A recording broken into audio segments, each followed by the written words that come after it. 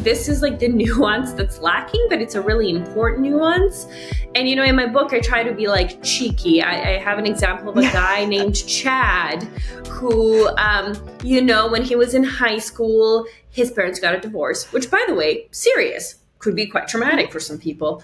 And for a lot of people it is. Then, or he was, you know, in college and his first love cheated on him. Again, totally valid reasons to be upset and probably restructure how you see relationships.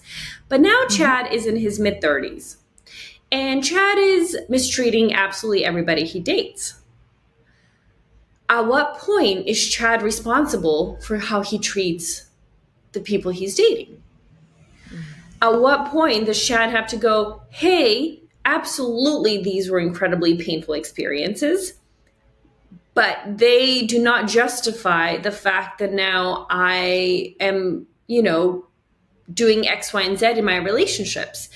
And so I think when you look at it for dating, everyone's like, yeah, Chad really needs to get it together. And it's like, you know, this does apply to like literally everything else. But then my favorite is people will be like, yeah, Chad really has to get it together because Casey, who's dating him, oh man, she's just so mistreated. I feel so bad for her. She deserves better. And then I go, no.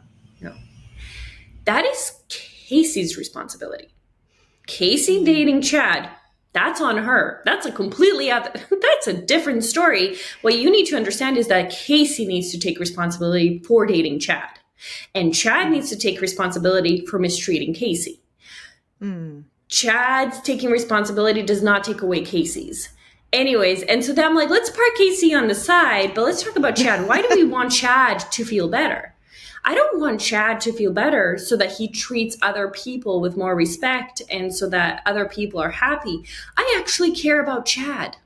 This is what we forget sometimes. It's like, no, I actually want Chad to be free, to feel loved, to feel genuinely connected, to have healthy relationships and dynamics that most of us need to have in order to have a fulfilled life.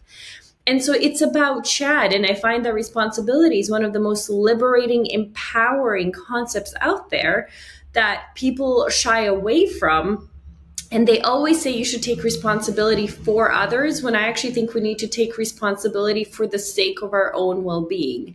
And so I think part of like what I really try to do in my book in general in life is like, how do I change people's relationship to responsibility?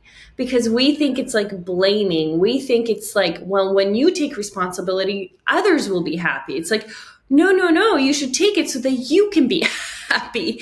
And I think this is why we don't take it.